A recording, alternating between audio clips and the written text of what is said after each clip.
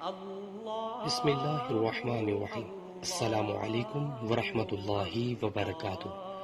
جنت کی خوشبو سے محروم دو گروہ۔ رسول اللہ صلی اللہ علیہ وسلم نے فرمایا، دو قسم کے لوگ جہنمی ہیں جنہیں میں نے نہیں دیکھا۔